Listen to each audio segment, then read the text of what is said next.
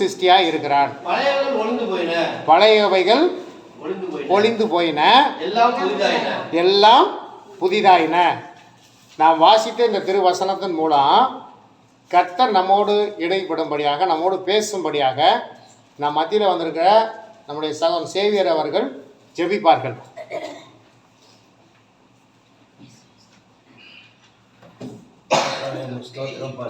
ஸ்தோத்திரம் தகப்பனே. கடந்த 2024 ஆண்டு எங்கள் ஒவ்வொருவரையும் நீங்கள் கண்மணி போல் பாதுகாத்து கொண்ட கிருபைக்காக நன்றி செலுத்துகிறோம். எல்லா நாசமோசம், தீங்குகள், நோய்கள், பேய்கள் அத்தனையிலிருந்து எங்களை பாதுகாத்து கொண்ட கிருபைக்காக நன்றி செலுத்துகிறோம். எவ்வளவோ நன்மைகள் செய்திருக்கிற தகப்பனே உங்களுக்கு நன்றி செலுத்துகிறோம். இந்த நம்ம 25ஆம் ஆண்டு முதல் நாளில் எங்கள் சகோதரன் தாசன் மூலியமாக செய்தியை எவ்வளவோ கொடுத்துருக்கீங்க. அந்த வசனம் எங்கள் இதயத்தில் பதியணும், அதன்படி நடக்கணும், உதவி செய்யுங்க. என் வசனத்துக்கு நடுங்குகிறோம், நான் நோக்கி பார்ப்பேன் நீங்கள் சொல்லியிருக்கீங்க. அப்பா, வருஷத்தை நன்மையாக முடிசூட்டுகிற தேவனே, இந்த வருடம் முழுவதும் எங்களுக்கு நன்மையான காரியங்களை செய்யும்படி மகன் இயேசு கிறிஸ்து மூலம் ஜெபிக்கிறோம். ஜீவனும் நல்ல பிதாவே, ஆமென். கர்த்தருடைய நாமம் மகிமைப்படட்டும். அல்லேலூயா. சந்தோஷமா இருக்கீங்களா? சந்தோஷமா இருக்கீங்களா எல்லாரும்? கர்த்தருக்கு ஸ்தோத்திரம். சாலமோனுக்கு ரொம்ப சந்தோஷம் பழக்கம், அதனால் பைபிளை பார்த்துட்டே இருக்காரு. கர்த்தருக்கு ஸ்தோத்திரம். இப்படி இருக்க ஒருவன் கிறிஸ்துவுக்குள் இருந்தால் புது சிருஷ்டியா இருக்கிறான். பழையவைகள் ஒளிந்து போயின, எல்லாம் புதிதாயின. யாருக்கு? ஒருவன் கிறிஸ்துவுக்குள் இருந்தால். இப்ப பாருங்க, கடந்த 25ஆம் தேதி உலகம் முழுவதும் என்ன கொண்டாடினாங்க? கிறிஸ்துமஸ் கொண்டாடுறாங்க. சரி, அப்ப நமக்கு எப்போ கிறிஸ்துமஸ் சொல்லு? நீ கரெக்டாக சொல்லணும். உங்களுக்கு என்னைக்கு கிறிஸ்துமஸ் நீங்க கரெக்டாக சொல்லணும். அப்ப நீங்க இப்போ சாலமோன் சொல்றாப்புல ஞானஸ்தானம் எடுத்த நாள்னு சொல்லி. சரி, நீங்க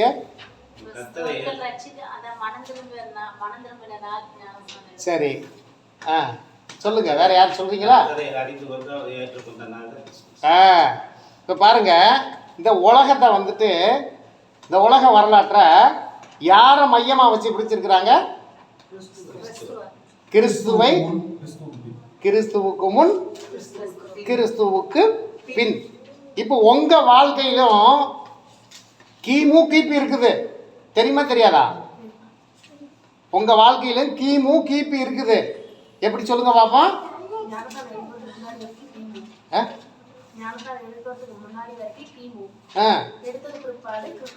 கிபி. பார்த்தீங்களா? இப்போ கிறிஸ்து உங்களுக்குள் வராத வரைக்கும் கிமு, கிறிஸ்து உங்களுக்குள்ள வந்ததுக்கு அப்புறம் கிபி. இப்போ பாருங்க, அப்ப நமக்கு கிறிஸ்துமஸ் என்னைக்கு? என்னைக்கு இயேசு எனக்குள் பிறந்தாரோ, இயேசு கிறிஸ்து எனக்குள் எப்பொழுது பிறந்தாரோ அன்னைக்கு தான் எனக்கு கிறிஸ்துமஸ். புரிஞ்சுக்கிட்டீங்களா இப்போ? அப்போ அதனால நீங்கள் என்னைக்கு ஆண்டவரை ஏற்றுக்கொண்டு நீங்கள் ஒரு நாள் வச்சுருந்துருப்பீங்க, ஞானசனம் எடுத்துருப்பீங்க, புதிய மனுஷனை மாற்றுறது அன்னைக்கு தானே. அப்போ அன்னைக்கு தானே உங்களுக்குள்ள இயேசு கிறிஸ்து பிறந்திருக்கிறாரு. அப்போ என்னைக்கு ஞானசனம் எடுத்தீங்களா அன்னைக்கு நீங்கள் கிறிஸ்துமஸ் கொண்டாடுங்கிறேன். கேட்பாங்க, என்ன உனக்குன்னா பைத்தியம் கிட்டேயும் பிடிச்சிருச்சா? கேட்பாங்களா இல்லையா? ஏன் கேட்பாங்கன்னு கேட்குறீங்களா? ஏன்டா உலகம் முழுவதும் 25ஆம் தேதி கொண்டாடிக்கிட்டு இருக்காங்க, நீங்கள் என்னமோ இன்னைக்கு கிறிஸ்துமஸ்ன்னு கொண்டாடிக்கிட்டு இருக்க, உனக்கு பைத்தியம் முடிச்சுட்டு இப்படித்தான் கேட்பாங்க. ஆமாம், கெட்டு போய்கிறவர்களுக்கு நான் பைத்தியம் தான். அப்போ கூட நீங்கள் சொல்லணும், எனக்கு பைத்தியம் பிடிச்சுங்கிறது உனக்கு இப்போ தான் தெரியுமா? ஞானஸ்தானம் எடுத்து எத்தனை வருஷம் ஆச்சு? 3 வருஷம் ஆச்சா? 3 வருஷத்துக்கு முன்னாடியே பிடிச்சிருச்சான்னு சொல்லுங்கிறேன். உனக்கு எப்படா பைத்தியம் பிடிச்சிருச்சு? பைத்தியக்காரடா. ஆமாம், பைத்தியம் தான். எப்போ பிடிச்சி? 3 வருஷத்துக்கு முன்னாடி. யார் மேலே பைத்தியம்? ஏசப்பா மேலே எனக்கு பைத்தியம் தான்டா. அப்போ கிறிஸ்மஸ் நான் யாரையும் கொண்டாட வேணாம்னு சொல்லவே இல்லை, சொல்லலை. கிறிஸ்மஸ் கொண்டாடுங்க. உங்களுக்கு கிறிஸ்மஸ் என்னைக்கு?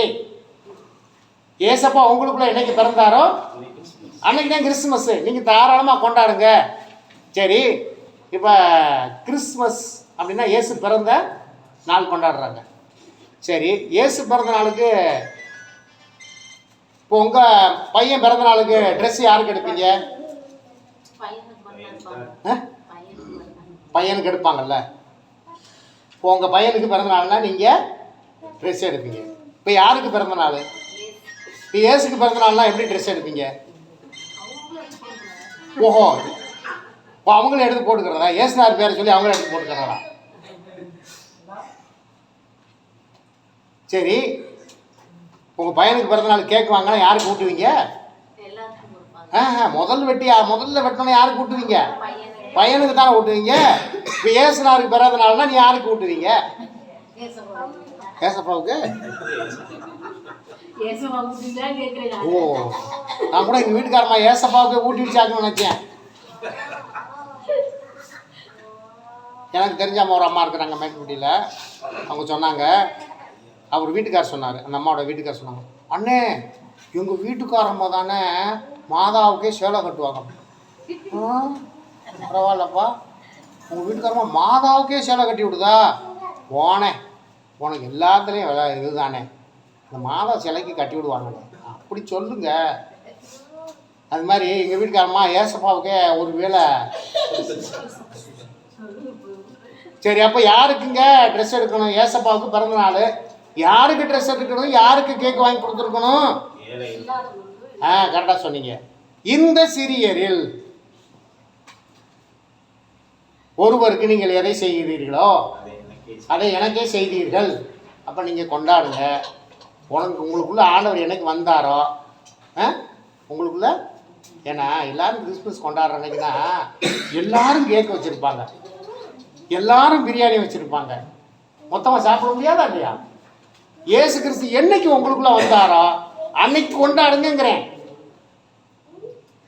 கிறிஸ்மஸ் எனக்கு இன்னைக்கு தான் சொல்லுங்க, கேட்பாங்க, விளக்கம் சொல்லுங்க, ஆண்டவருக்கு சொல்லுங்க.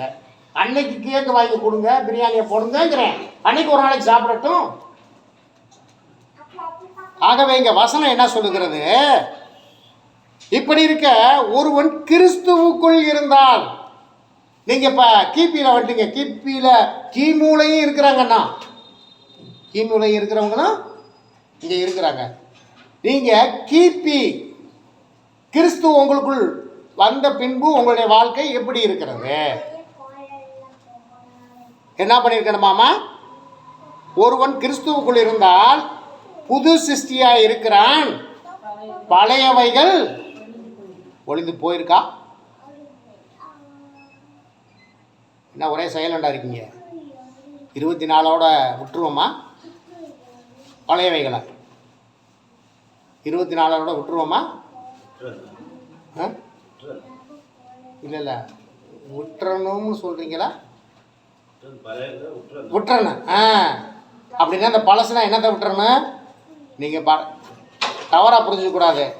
அந்த எங்கள் ஊழியக்காரர் சொன்னார், பழையச விட்டுருங்கன்னு சொன்னார்னு சொல்லிட்டு உங்கள் வீட்டில் இருக்க பழசை பூரா அள்ளி வெளியே போட்டுறாதீங்க. ஆமாம், போகி கொண்டு அது கூட வருது அடுத்து. என்ன போகி கொண்டாடிடாதீங்க. அவர் தான் சொன்னார், எங்கள் ஊழியக்காரர் இருக்கார், அவருக்கு கொஞ்சம் இப்போ என்ன ஆயிடுச்சு, என்ன சொல்லுவீங்க, என்ன சொல்லுவீங்க, மரம் கலண்டுருச்சு. அவர் தான் சொன்னார், பழையவெல்லாம் ஒழிக்க சொன்னார். அதனால் எங்கே இருக்கிறத பூரா வீட்டில் நம்ம சாலமோன் வேலைக்கு போயிட்டு வரங்காட்டி மெரிசி பூரா தூக்கி வெளியே போட்டுருச்சுன்னு வச்சுக்கோமே. கவனிங்க, சாலமோன் வேலைக்கு போயிட்டு வரங்காட்டியும் மெரிசி பூராத்தையும் அள்ளி வெளியே போட்டுருச்சுன்னு வச்சுக்க. எங்கள் ஊழியக்காரர் தான் சொன்னாருங்க, பழைய வெயில் ஒளிந்து போனேன், பழச பூரா அள்ளி வெளியே போட்டேன் அப்படின்னு அள்ளிக்கிளி போட்டுறாருன்னா கர்த்தருக்கு சோத்திரம். இப்போ என்ன செய்யணும்? அப்போ எல்லாம் புதிதாயின. கீழே வாசிங்கள அடுத்தது. இவையெல்லாம் தேவனால் உண்டாயிருக்கிறது. அவர் இயேசு கிறிஸ்துவை கொண்டு நம்மை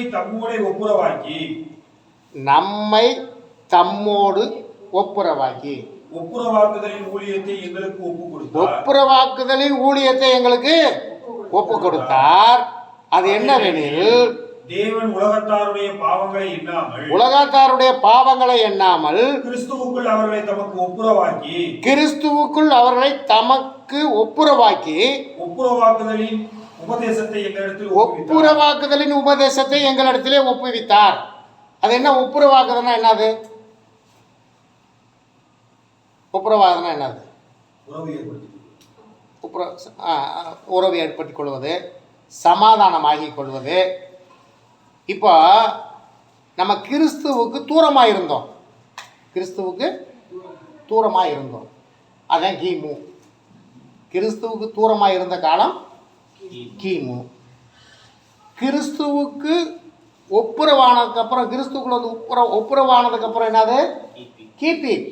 இப்போ நம்ம ஏன்னா நமக்கும் ஆண்டவருக்கும் தூரமாக்குறது என்ன தெரியுமா? பாவம். பாவம் தாங்க நம்மளையும் இயேசு கிறிஸ்துவையும் ஒன்று சேர விடாமல் தடுக்குது. இந்த பாவத்தை ஏற்படுத்தினது, இந்த பாவத்தை கொண்டு வந்தது யார்? பிசாசானவன். அப்போ இந்த பிசாசானவன் தான் என்ன பண்ணுறேன் அப்படின்னு கேட்டிங்கன்னா, ஆண்டவரோடு நாம் ஒப்புரவாகாத படிக்கு இடையிலே நமக்குள்ளே கொண்டாந்து பாவத்தை கொண்டு வந்து கொண்டே இருக்கிறவன். ஆக நாம் புது சிருஷ்டியாக இருந்தால் நம்ம ஆண்டவரோடு ஒப்புரவாகிடணும். ஆண்டவருக்குள்ள நாம் சமாதானமாக ஆகிவிடணும். சமாதானமாக எப்பொழுதும் இருக்க வேண்டும் என்றால் பாவம் செய்யாமல் இருக்க வேண்டும். அப்படின்னா பாவம் செய்கிறதுனா யாரையாவது போட்டுத்தரனா அப்படித்தான். அது இல்லை பாவம். புதிய ஏற்பாட்டில் சொல்லுது, உங்களுக்குள்ளே கொலை பாதகங்களும். அப்படின்னா கொலை பாதகங்கள்னா என்னது? கொலை. அதாவது வந்து நினைக்கிறதே, ஒருத்தனுக்கு வந்து கொல்லணும் அப்படின்னு நினைக்கிறதே. அப்போ அந்த மாதிரி சிந்தனையே நமக்குள்ள இருக்கக்கூடாது. ஒரு சின்ன உதாரணத்துக்கு சொன்னேன், திருடுவதும் பாவம், திருடுன்னு நினைக்கிறதும் பாவம். அப்படின்னா இதெல்லாம் நமக்குள்ளே இருந்துக்கிட்டே இருந்துச்சுன்னா, தொடர்ந்து நமக்குள்ளே வந்து எண்ணங்கள் அப்படி இருந்துச்சுன்னா, கர்த்தருக்கு பிரியமில்லாத தகாத எண்ணங்கள் சிந்தனைகள் நமக்குள்ளே இருக்கும்னா நம்ம ஒப்புரவே ஆகவே முடியாது. சரி, கர்த்தருக்கு சோதரம். இப்போ பாருங்கள், வாசிங்க. அது கீழே ஒன்று வரும், 20வது வசனத்தை வாசிங்க.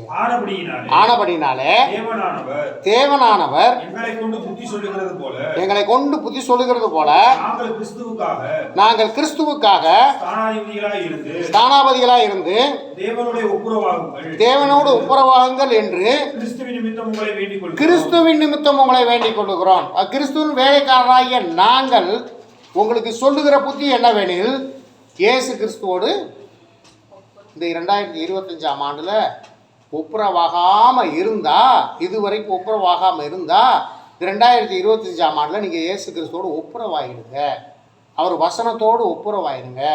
அவர் வசனத்தின் வழியிலே நடக்கிறதுக்கு உங்களை ஒப்பு கொடுத்து அதன் வழியிலே நீங்கள் நடங்க. கர்த்தருக்கு ஸ்தோத்திரம். கீழே வாசிங்க, 4:15 வாசிப்பா. அதுலேயே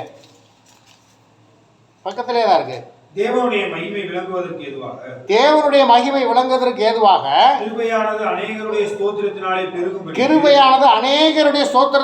பெருகும்படிக்கு இவைகள் எல்லாம் உங்கள்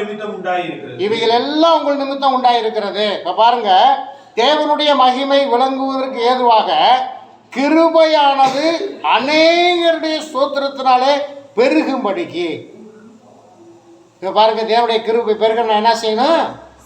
கர்த்தரை ஸ்தோத்தரிக்கணும், கர்த்தரை துதிக்கணும். இப்போ பாருங்க, நம்முடைய தம்பி அந்தோனி மெக்கன்சி அவர்களை நம்ம இன்னைக்கு கூப்பிட்டுருக்கோம். கூப்பிட்டனால அவர் வந்தார். கூப்பிடனா வருவாரா? கூப்பிட்டனால வந்திருக்காரு. நான் சேகரன் அவர்களும் கூப்பிட்டனால வந்து இன்னும் அநேகருக்கு என்னுடைய சகோதரன் அவருடைய மனைவியெல்லாம் வந்திருக்கிறார். கூப்பிட்டதுனால வந்திருக்காங்க. கூப்பிடாமல் வர்றவங்களும் இருக்கிறாங்க. இப்போ பாருங்கள், கூப்பிட்டா யார் வருவா, கூப்பிடலாம் யார் வருவான்னு பார்க்கலாமா? உங்கள் வீட்டில் நீங்கள் தினந்தோறும் ஒருவரை கூப்பிடணும். ஏசப்பாவை கூப்பிடணும். கூப்பிட்டா வருவார். கூப்பிடணும்னா யார் வருவா தெரியுமா? அவனை நீங்கள் கூப்பிடவே வேண்டாம். சரி, பார்த்தீங்களா? அது அழைக்காத விருந்தாளி. நீங்கள் ஏசப்பாவை கூப்பிட்டா வருவார். ஏசப்பாவை கூப்பிட்டா வருவார். கூப்பிடாமே வரக்கூடிய ஒருத்தன் இருக்காங்க, பார்த்தீங்களா? அப்போ ஆனால் அவன் வீட்டுக்குள்ளே வந்தானா, அவன் வீட்டுக்கு வந்தானா என்ன ஆகும் தெரியுமா? கூடி இருக்க குடும்பத்தை கும்மி அடிச்சு விட்டு போயிருக்கான் அவன் வந்தான். ஆனால் நம்முடைய ஆண்டவராக இயேசு கிறிஸ்துவ உள்ளே வந்தால் என்ன செய்வார்? என்ன செய்வார்? ஒப்புரவாக்குவார் அவரோடு. அப்போ புரிஞ்சுக்குங்க, அவ்வாளுக்கு இவ்வாளுக்கு என்ன வித்தியாசம்னு சொல்லி புரிஞ்சுக்குங்க. கூப்பிட்டா வர்றவர் சமாதானம் பண்ணுவார். கூப்பிடாமையே வர்றவன் கும்மி அடிச்சு விட்டு போயிடுறான். அதனால் ஜாக்கிரதையாக இருங்க. ஆகவே நீங்கள் தினந்தோறும் இயேசு கிறிஸ்துவை கூப்பிடுங்க. ஏசப்பா எங்களுக்குள்ள வாங்க, எங்கள் உள்ளத்துலேயும் வாங்க, எங்கள் இல்லத்துலேயும் வாங்க. ஆனால் சில பேர் பெரிய போர்டு வச்சுருப்பாங்க வீட்டுக்கு வெளியில். என்ன வச்சுருப்பாங்க? இயேசுவே வீட்டின் தலைவர். எங்கே? அதோடு ஓடி போயிரு. அப்படியா? இங்கே உள்ளே வரக்கூடாது. உன் போர்டு எங்கே வச்சுருக்கேன்? இயேசுவே வீட்டின் தலைவர் வெளியில் தானே வச்சுருக்கேன், உள்ளே வராத. அப்போ எங்கே இருக்கணும்? இங்கே இருக்கணும். அதை செய்யறது இல்லை, அதை விடுறது இல்லை. இங்கே தான் விடுறதே இல்லையே. இங்கே இருதயத்துக்குள்ளே விடுறதில்லை. கர்த்தருக்கு சோத்திரம். வாசிங்க, அடுத்த வசந்த வாசிங்க. ஆனபடினாலே நாங்கள் சோர்ந்து போகிறதில்லை. எங்கள் புறம்பான மனுஷனானது அழிந்தும் உள்ளான மனுஷனானது நாளுக்கு நாள் புதிதாக்கப்படுகிறது. இப்போ என்ன பண்ணணும்? புறம்பான மனுஷன் அழிந்தும். அது என்ன புறம்பான மனுஷன் அழிகிறது? என்னது? கிமு கிறிஸ்துவுக்கு முன்னாடி, கிறிஸ்து உங்களுக்குள்ள வராதுக்கு முன்னாடி இருந்தீங்கல்ல, அது அழியணும். அது அழியணும். அப்போ அது அழிஞ்சிருச்சுன்னா உள்ளான மனுஷன் நாளுக்கு நாள் என்ன ஆகணும்? புதுசாகணுங்க. இப்போ கிபியில் வந்தாச்சு, கிறிஸ்துவுக்கு பின் நம்ம வந்துட்டோம். இப்போ நம்ம எப்படி இருக்கணும்? நாளுக்கு நாள் புதிதாகணும், பழசாகிக்கிட்டே இருக்கக்கூடாது. கர்த்தருக்கு சோத்திரம். கீழே வாசிங்க. மேலும் காணப்படுகிறவைகளே அல்ல, காணப்படாதவைகளை நோக்கி இருக்க நமக்கு அதிசீக்கிரத்தில் நீங்கும் இந்த லேசான நம்முடைய உபத்திரவம் மிகவும் அதிகமான நித்திய கனமகிமையை உண்டாக்குகிறது. பாருங்க, அப்ப என்ன செய்யணும்? அதிசீக்கிரத்தில் நீங்க போகுதுங்க. இந்த உலகத்தில் உங்களுக்கு பாடுகள் உண்டு, உபத்திரவம் உண்டு. ஆனால் அது இப்போ என்ன ஆக போகுது? அதிசீக்கிரத்தில் நீங்க போகுது.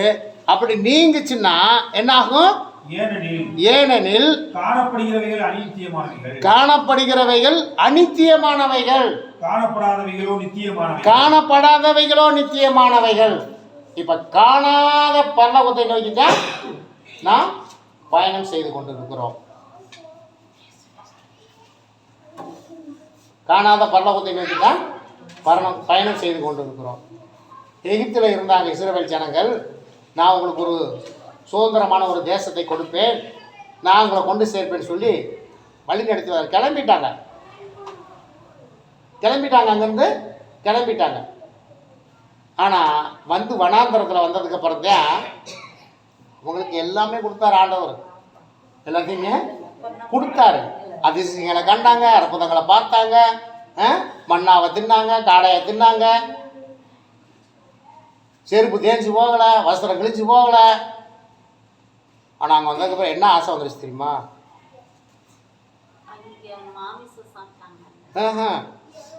நாங்கள் வெள்ளரிக்காயையும் கொமட்டிக்காயையும் இறைச்சி சட்டி அண்டையில உட்காந்து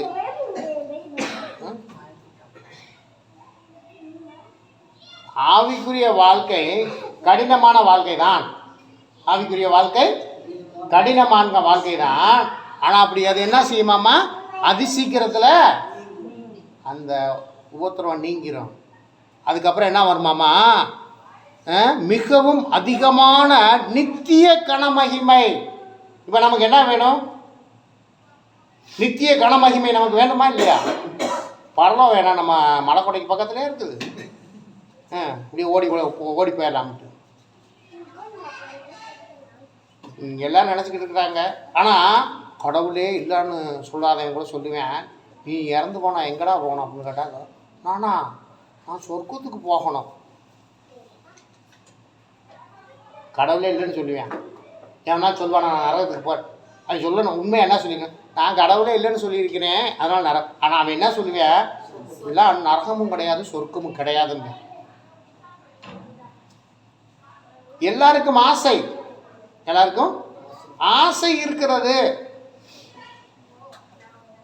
பரலோகத்துக்கு போகணும், நித்திய ஜீவனை சுதந்திரிக்கணும்னு ஆசை இருக்குது. ஆனால் நான் அதில் நடக்க மாட்டேன், அப்படி இருக்க மாட்டேன். 10ஆம் கிளாஸ் பாஸ் பண்ணணும், ஆனால் பரீட்சை எழுதக்கூடாது. 10ஆம் கிளாஸு பாஸ் பண்ணணும், ஆனால் நான் பரீட்சை எழுத மாட்டேன். பாஸ் ஆகிடலாமா? ஒரு உலக பிரகாரமான ஒரு அரசாங்கம் வச்சுருக்கிற ஒரு பரீட்சைக்கு நம்ம அதை இப்போ எழுதுனா தான் பாஸ் பண்ண முடியும். பரலோகத்துக்கு மட்டும் சும்மா பெற முடியுமா? அப்போது ஆவிக்குரிய வாழ்க்கையில் நம்ம வாழணும். வாசிங்க எபேசியர் 4:21 வாசிங்க. எபேசியர் 4:21.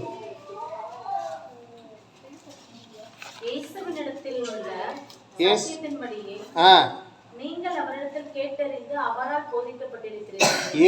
கிறிஸ்துவினிடத்தில் உள்ள சத்தியத்தின்படியே நீங்கள் அவரிடத்தில் கேட்டு அறிந்து அவரால் போதிக்கப்பட்டீர்களே. எப்போ? கிமுல இருக்கும்போது உங்களுக்கு போதிக்கப்பட்டது. யாரை பற்றி? இயேசு கிறிஸ்துவை பற்றியும் அவருடைய வார்த்தையை பற்றியும் போதிக்கப்பட்டது. கீழே அந்தபடி முந்தின நடக்கைக்குரிய மோசம் போக்கும் இச்சைகளே கெட்டு போகிற பழைய மனுஷனை நீங்கள் களைந்து போட்டு அந்தபடி முந்தின நடக்கைக்குரிய மோசம் போக்கும் இச்சைகளினாலே கெட்டு போகிற பழைய மனுஷனை நீங்கள் களைந்து போட்டு. இப்போ பழைய மனுஷனாக இருக்கும் போதே இயேசு கிறிஸ்துவை பற்றி உங்களுக்கு அறிவிக்கிறோம். இப்போ அறிவிச்சாச்சு. இப்போ இயேசு கிறிஸ்துக்குள்ளேயும் வந்தாச்சு. பழைய மனுஷனை களைஞ்சி போடணுமா இல்லையா? களைஞ்சி போட்டுருங்க. கீழே வாசிங்கள. உங்கள் உள்ளத்திலே புதிதான ஆவி உள்ளவர்களாகி. உங்களுக்கு புரியல இல்ல? உங்கள் உள்ளத்திலே புதிதான ஆவி உள்ளவர்களாகி. அப்போ பழைய ஆவி உள்ள ஒன்று இருந்துச்சு, தெரியுமா உங்களுக்கு? கிமுல ஒரு ஆவி இருந்துச்சு உள்ள. இப்போ இந்த ஆவியை வெளியே கொண்டு போகிறதுக்கு உள்ளத்தில் என்ன பண்ணணும்? புதிய ஆவியை உள்ளே கொண்டு வரணும். சொன்னது போல் அழைச்சா தான் வருவார். அவர் எப்படி அழைக்கணும்? நீங்கள் முழங்கால் போட்டு கர்த்தரை நல்லா துதிங்க, ஸ்தோத்தரிங்க. ஏன்னா அவர் உங்கள் உள்ளத்திலே வருவார். ஆனால் நீங்கள் கூப்பிடாமல் இருந்தாவே அவன் ஆட்டோமேட்டிக்காக வந்துடுவேன். ஏன்னா இந்த இடம் எப்படி இருக்குமாம்மா? பெருக்கி சோடிக்கப்பட்டு இருந்துச்சுன்னா என்ன செய்ய? அவன் மட்டும் வரமாட்டேன், 7 பேரை கூட்டிகிட்டு வருவாடா. ஒன்றுக்கே தாங்காது. இந்த வேதத்தில் வாச்சாக்க நாங்கள் அநேகர் ஆனபடியால் உன் பேர் என்னன்னா லேகியோன்னு தானா? லேகியோன்னா எவ்வளோ பேர் தெரியுமா உங்களுக்கு? 6 லட்சம் 6 லட்சமா 6000மா? லேகியோன்னா 6000 பொல்லாதாவி இருந்துச்சு அவனுக்குள்ள. எப்படி இருந்திருக்கும் யோசிச்சு பாருங்க. ஒரு பொல்லாத ஆவி வந்தாவே தாங்காது மனுஷனுக்கு. 6000 பொல்லாவி ஒரு மனுஷனுக்குள்ள இருந்தால் எப்படி இருந்திருப்பான்னு பாருங்கள். ஆகவே நீங்கள் கர்த்தரை துதிக்கிறவர்களாக இருங்க. துதிச்சா உங்கள் என்னம்மா வசனம் என்ன சொல்லுது? நீங்களும் உங்கள் உள்ளத்திலே புதிதான ஆவி உள்ளவர்களாகி மெய்யான நீதியிலும். இப்போ புதிதான ஆவி உங்களுக்குள்ள வந்தால் என்ன வருமாமா? மெய்யான நீதியிலும். அப்போ பொய்யான நீதி இருக்குல்ல, பொய்யான நீதியும் இருக்குது. இங்கே என்ன சொல்லுதுன்னா, மெய்யான நீதியிலும் பரிசுத்தத்திலும் தேவனுடைய சாயலாக சிருஷ்டிக்கப்பட்ட புதிய மனுஷனை தரித்து கொள்ளுங்கள். என்ன பண்ணணுமா? புதிய மனுஷனை தரித்து கொள்ளுங்கள். கர்த்தருக்கு ஸ்தோத்திரம். வாசிங்கள் தீத்து 3:4 வாசி.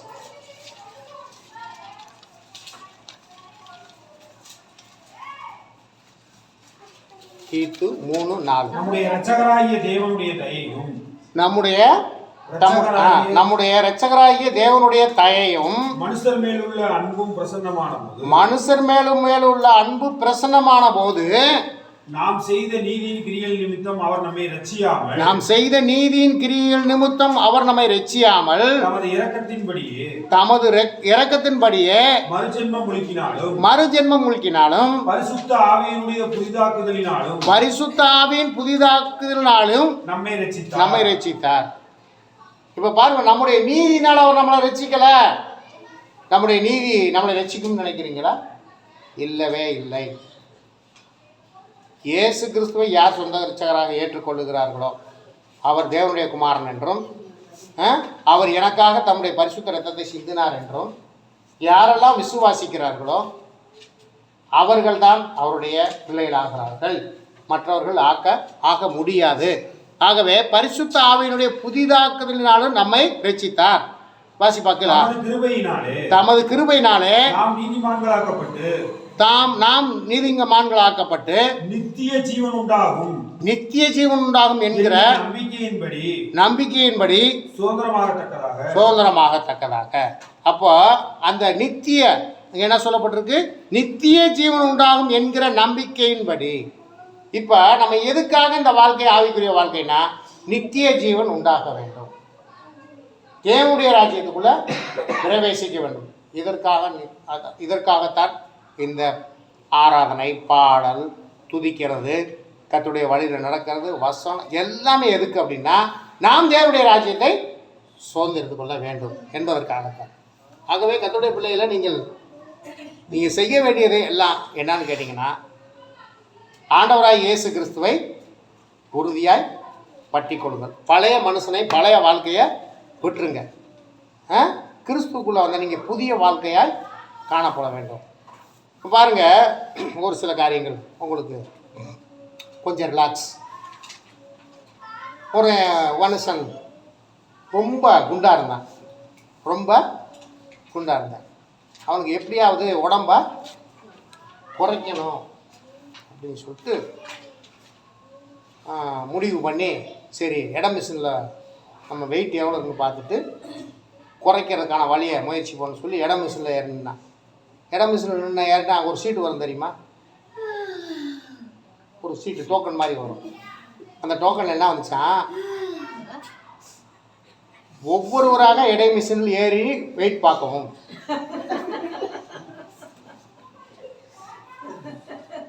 அந்த சீட்டில் என்ன எழுதி வந்துச்சு, ஒவ்வொருவராக ஏறி நின்று எடை பார்க்கவும் அப்படின்னா.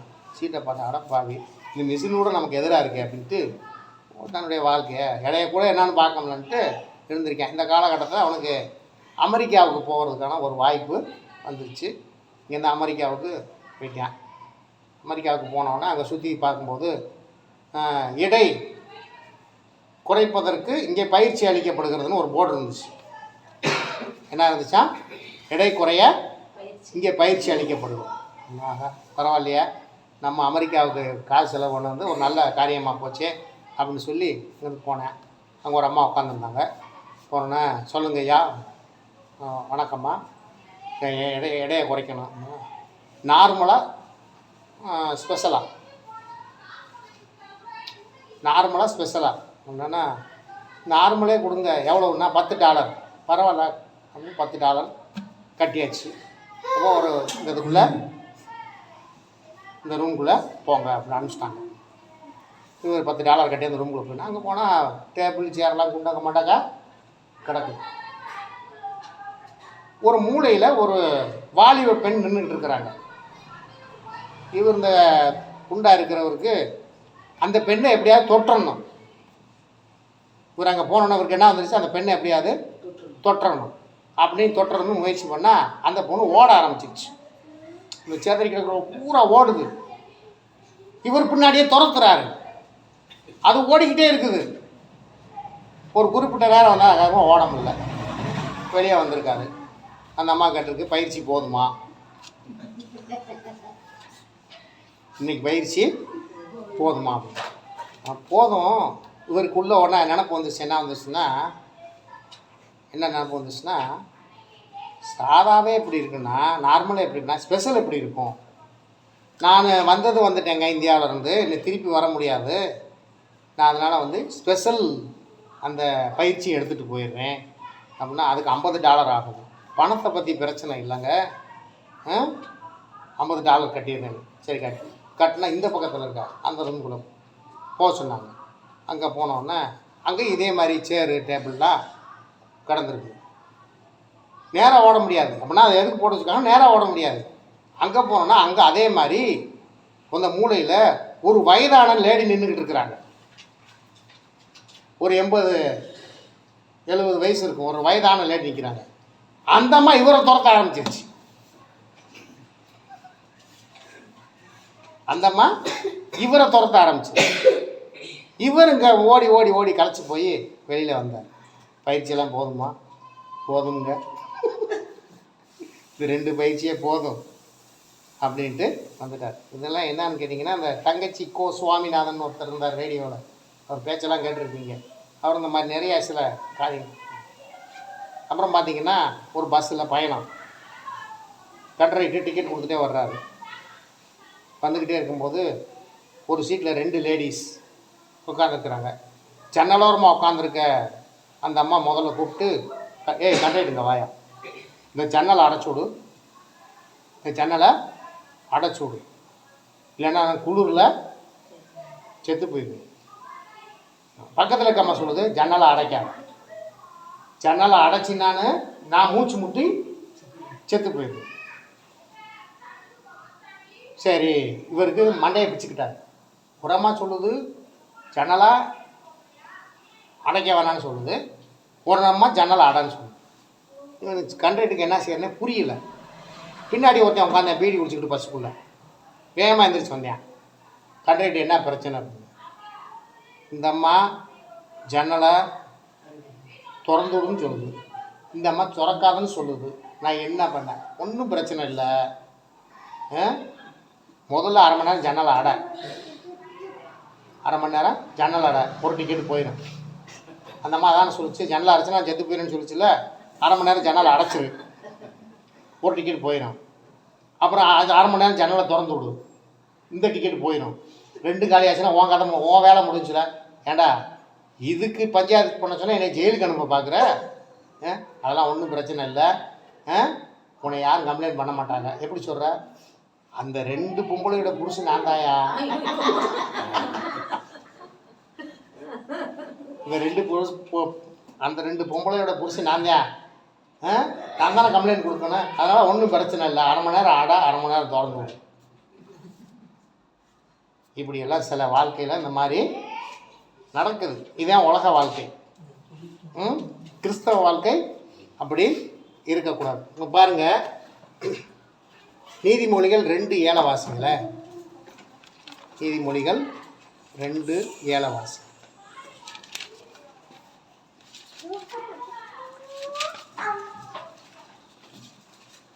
அவர் நீதிமான்களுக்கென்று மெய்ஞானத்தை வைத்து வைத்திருக்கிறார், உத்தமமாய் நடக்கிறவர்களுக்கு அவர் கேடகமாய் இருக்கிறார். அவர் நீதிமான்களுக்கென்று என்ன ஞானத்தை வச்சிருக்கிறாராம்? பொய் ஞானத்தை அல்ல. இந்த உலகத்தில் இருக்கிறவங்களுக்கு இப்போ என்ன ஞானம் இருக்குது? பொய் ஞானம். இப்போ இங்கே நமக்கு நீதிமான்களுக்கு, நீதிமான்கள்னா யாருங்க? இயேசு கிறிஸ்துடைய இரத்தத்தினால் கழுவப்பட்டவங்க அந்த நீதிமான்களுக்கு என்று மெய்ஞானத்தை வைத்திருக்கிறார். உத்தமமாய் நடக்கிறவர்களுக்கு அவர் கேடகமாய் இருக்கிறார். கேடகம்னா என்னது? பாதுகாப்பு அல்ல. பொதுவாக கேடகம் அப்படின்னா யுத்தத்தில் பாதுகாப்பு கேடகம். அப்போ நம்மை பாதுகாக்கிற கேடகமாய் இருக்கிறார் நம்முடைய ஆண்டவராகிய இயேசு கிறிஸ்து. யாருக்கு? நீதிமான்களுக்கு. அப்புறம் என்ன சொல்லுது? உத்தமமாய் நடக்கிறவர்களுக்கு. இப்போ பாருங்க, அவர் யாருக்கு கேடகமாய் இருக்கிறார், பாதுகாப்பாக இருக்கிறார்னா உத்தமமாய் நடக்கிறவர்களுக்கு அவர் பாதுகாப்பாய் இருக்கிறார். சரிதானே? இப்போ பாருங்க, ஒரு ஆற்றங்கரையில் ஆமையும் நத்தையும் போய்கிட்டு இருந்துச்சு. ஒன்றா பேசிக்கிட்டே போய்கிட்டு இருந்துச்சு. போயிட்டு இருக்கும்போது அங்கே முயல் வந்து நல்லா குஷியாக ஆட்டம் போட்டுக்கிட்டு இருந்துச்சு. முயல் வந்து ரொம்ப குஷியாக ஆட்டம் போட்டுக்கிட்டு இருந்துச்சு. அப்போ இந்த நத்தையும் இந்த ஆமையும் கடிச்சான், நீ இப்படி சந்தோஷமாக ஆடுற, எங்களால் ஆட முடியல, இதுக்குள்ளே இருந்து எங்களால் வெளியே வந்து சுதந்திரமாக ஆட முடியல அப்படின்னு சொல்லிட்டு இருந்துச்சான். அப்போது இந்த முயல் சொல்லிச்சான், நீங்கள் 2 பேரும் அதை கழட்டி வச்சுட்டா என்னைய மாதிரி ஆடலாம். இப்படி சொல்லிக்கிட்டு இருக்கும் போதே நரி ஒன்று இவங்க 3 வதியுமே கவனிச்சிருச்சு. இப்போ நரி அங்கேருந்து பாஞ்சோடனே என்ன நடந்திருக்குன்னு நினைக்கிறீங்க? முயலை பிடிச்சிருச்சு. நத்தை என்ன பண்ணியிருக்கோம்? தன் கூட்டுக்குள்ளே ஒளிஞ்சிருக்கும். ஆமையும் டக்குன்னு கை காலை உள்ள எடுத்துக்கிட்டு இப்போ மாட்டினது யாரு? ஒய்யாரமாக ஆட்டம் போட்டுக்கிட்டு இருந்த முயல் மாட்டிக்கிச்சா இல்லையா? இப்போ இந்த உலகத்தில் ஒய்யாரமாக ஆட்டம் போட்டுக்கிட்டு இருக்கக்கூடாது. அதன் உயிரினத்துக்கு அதுக்கு தேவையான கருத்தர் கொடுத்துருக்கிறார், பாதுகாப்பை கொடுத்துருக்கிறாரு. அப்போ இங்கே என்ன சொல்லுது வசனம்? என்ன சொல்லுது? உத்தமமாய் நடக்கிறவர்களுக்கு அவர் கேடகமாக இருக்கார். எப்படி அந்த ஆமைக்கும் அந்த நத்தைக்கும் அவர் கேடகமாக இருந்தாரோ அதே போல நமக்கும் அவர் கேடகமாய் இருக்கிறார். இன்னொரு வசனம் வாசிங்க. இதே நீதிமொழிகள் 30:5 வாசிங்க. நீதிமொழிகள் 30:5 வாசி. தேவனுடைய வசனம் எல்லாம் புடமிடப்பட்டவைகள். தேவனுடைய வசனம் எல்லாம் புடமிடப்பட்டவைகள். தம்மை அண்டிக் கொள்ளுகிறவர்களுக்கு அவர் கேடகமானவர். தம்மை அண்டிக் கொள்ளுகிறவர்களுக்கு அவர் கேடகமாய் இருக்கிறார். பார்த்தீங்களா எவ்வளோ வசனம் தெளிவாக சொல்லுது? பார்த்தீங்களா? இப்போ யாருக்கு கேடகமாக இருக்கிறாராமா? தேவனுடைய வசனம் எல்லாம் புடமிடப்பட்டவைகள். என்னன்னா புடமிடப்பட்டவைகள் என்னன்னு தெரியுமா உங்களுக்கு? புடமிடுறதுன்னா என்னன்னு தெரியுமா? வசனம் வந்து சும்மா பொய்யான வசனம் கிடையாது. அது பூராமே புடமிடப்பட்டது. சுத்த தங்கம் எப்படி வரும்? தங்கம் சுத்தமானதான என்ன ஆகணும்? சோதிக்கப்படணும். உலைக்களத்தில் சோதிக்கப்பட்டதான் அந்த சுத்த தங்கமாக மாறும். கர்த்தருடைய வசனம் அது மாதிரி புடமிடப்பட்டதுங்க. அப்போ இந்த புடமிடப்பட்ட வசனம் எல்லாம் அந்த அந்த வசனத்தை அண்டிக் கொள்ளுகிறவர்களுக்கு அவர் கேடகமாக இருக்கிறார். நீங்கள் இந்த வசனத்தை மட்டும் அண்டிக் கொள்ளுங்க. இந்த வசனம் தான் இயேசு. இயேசு தான் இந்த வசனம். நீங்கள் இதை மட்டும் பிடிச்சிக்குங்க, இதன் வழியில மட்டும் நடங்க. அவர் உங்களுக்கு கேடகமாய் ஒருத்தனும் ஒன்றும் பண்ண முடியாது. சரியா? ஒருவனும் ஒன்றும் பண்ண முடியாது. ஆகவே கர்த்தருடைய பிள்ளைகளே, இந்த நாட்களிலே உங்களுக்கு சொல்வதெல்லாம் கிமுவை விட்டுருங்க, கிபிக்குள்ளே இருங்க. அவர் உங்களுக்கு கேடகமாக இருப்பார். சத்திய வசனத்தை இருங்க பற்றி கொள்ளுங்க. புதிய மனசனை தரித்து கொள்ளுங்க. புதிய ஆவியை நீங்கள் உங்கள் உள்ளத்தில் தரித்து கொள்ளுங்கள். இயேசு கிறிஸ்துவை தினந்தோறும் கூப்பிட்டா வருவார், கூப்பிடலைன்னா அவர் வரமாட்டார். கூப்பிடாம ஒருத்தன் வருவேன். அதனால் கூப்பிடாம இருந்தால் அவன் வந்துடுவேன். அதனால் நீங்கள் தினந்தோறும் இயேசு கிறிஸ்துவை கூப்பிடுங்க. உங்கள் வீட்டில் முழங்கால் படி இருங்கள். முதல்ல உங்கள் குடும்பம் சமாதானமாக சந்தோஷமாக இருக்கணும். குடும்பம் சந்தோஷமாக இருக்கணும் அப்படின்னா இயேசு கிறிஸ்துவை, ஏன்னா அவர் சமாதான பிரபு, சமாதான கர்த்தர். இன்னும் என்ன வேணாலும் அவர் சமாதானம் பண்ணுகிறவர். இந்த சமாதானம் பண்ணுகிறவரை கூப்பிடுங்கள். கூப்பிடாமல் பண்ணுறவன் சமாதானத்தை பண்ண மாட்டேன். என்ன பண்ணுவேன்? அவன் பிரச்சனையை பண்ணி விட்டு போகிறவன்.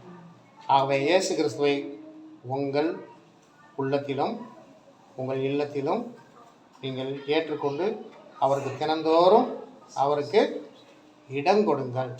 அவர் உங்களை ஆசீர்வதித்து இந்த புதிய வருஷத்தில், இந்த 2025ஆம் ஆண்டில் உங்கள் யாவரையும் கர்த்தரபடியாக நடத்துவார். அப்படி சத்திய வசனத்தை நீங்கள் பிடித்து கொள்ளுங்கள். கர்த்தர் தாமே உங்களை ஆசீர்வதிப்பாராக. கர்த்தருக்கு ஸ்தோத்திரம். இப்பொழுது கர்த்தருடைய சமூகத்தில் நம்மை தாழ்த்துவோம், நாம் ஜெபிப்போம். அன்பின் பரலோக பிதாவே, இந்த வேலைக்காய் நாங்கள் நன்றி செலுத்துகிறோம். இந்த நாளில் கூட கர்த்தாவே ஸ்தோத்திரம். ஆண்டவரே ஸ்தோத்திரம். உங்கள் சமூகத்தில் எங்களை கூட்டி சேர்த்து இந்த 2025ஆம் ஆண்டின் முதல் நாளிலே எங்களை ஆண்டவரே கூட்டி சேர்த்து உங்களை தொழுது கொள்ள, உங்களை ஆராதிக்க, உங்களை பாடி மகிழ ஆண்டவரே ஸ்தோத்திரம் எங்களுக்கு உதவி செஞ்சீங்களே, நன்றி ஆண்டவரே. இந்த ஆண்டை எங்களுக்கு ஆசீர்வதித்து தந்து இந்த ஆண்டிலே நாங்கள் உங்களுக்கு உண்மையாய் உத்தமமாய் நடந்து உங்களுக்கு நல்ல கனிகளை கொடுத்து உங்கள் வருகைக்கு எப்பொழுதும் ஆயத்தமாய் இருந்து உங்கள் ராஜ்யத்தை சுதந்திரித்துக் கொள்ள எங்கள் ஒவ்வொருவருக்கும் ஆண்டவரே நீங்கள் கிருபை செய்யணும். ஆண்டவரே, உங்கள் சத்திய வசனத்தை நாங்கள் கேட்டுருக்கிறோம். உங்கள் சத்திய வசனத்தினால் எங்களை நிரப்புங்க. உங்கள் சத்திய வசனத்தின் வெளிச்சத்தில் எங்களை வழிநடத்தி செல்லுங்க. உங்கள் சத்திய வசனம் எங்களுக்கு தீபமாக இருக்கட்டும், எங்களுடைய பாதைகளுக்கு அது வெளிச்சமாக இருக்கட்டும். ஆண்டவரே ஸ்தோத்திரம். ஆண்டவரே, பொல்லாத காரியங்கள் எங்களுக்குள் வராதபடிக்கு ஏசப்பா ஸ்தோத்திரம். ஆண்டவரே, தினந்தோறும் உங்களை தேடி ஆண்டவரே உங்களை நோக்கி கூப்பிட்டு ஆண்டவரே ஸ்தோத்திரம். ஆண்டவரே, உங்களை துதித்து ஆண்டவரே நீங்கள் எங்களுக்குள் நிலைத்திருக்கவும் நாங்கள் உங்களுக்குள் நிலைத்திருக்கவும் ஆண்டவரே உங்களுக்கு நல்ல கனிகளை கொடுக்கவும் ஏசப்பா எங்களுக்கு ஒவ்வொருவருக்கும் கிருபை தாங்க. உங்கள் நாம மகிமைப்படட்டும். ஆண்டவரே ஸ்தோத்திரம். வந்திருக்கிற உங்களுடைய பிள்ளைகள் ஒவ்வொருவரையும் ஆசீர்வதிங்க. ஆண்டவரே தகப்பனே, உங்கள் நாம மகிமைப்படட்டும். ஆண்டவரே ஸ்தோத்திரம். தொடர்ந்து எங்களை காத்து கொடுங்க, வழி நடத்துங்க. இயேசு கிறிஸ்துவின் நாமத்தினால ஜெபிக்கிறோம் எங்கள் ஜீவனுள்ள நல்ல பிதாவே, ஆமென். என் ஆத்துமாவே கர்த்தரை ஸ்தோத்திரி, என் முழு உள்ளமே பரிசுத்த நாமத்தை ஸ்தோத்திரி. என் ஆத்துமாவே கர்த்தரை ஸ்தோத்திரி, கர்த்தர் சகல உபகாரங்களையும் மறவாதே, ஆமென். நம்முடைய பிதாவாகிய தேவனுடைய அன்பும் கர்த்தராகிய இயேசு கிறிஸ்துவினுடைய கிருபையும் பரிசுத்த ஆவியானுடைய அந்யோன்யமும் கர்த்தரை தொழுது கொண்ட கர்த்தருடைய பிள்ளைகள் நம்மோடும் உலகத்தில் உள்ள எல்லா பரிசுத்தவான்களோடும் என்றும் என்றும் சதா காலம் நிலைத்திருப்பதாக, ஆமென். அல்லேலூயா, அல்லேலூயா, அல்லேலூயா. கர்த்தர் நம்மை உங்களை நிறைவே ஆசீர்வதிப்பாராக. கர்த்தருக்கு ஸ்தோத்திரம், கர்த்தருக்கு ஸ்தோத்திரம், கர்த்தருக்கு ஸ்தோத்திரம்.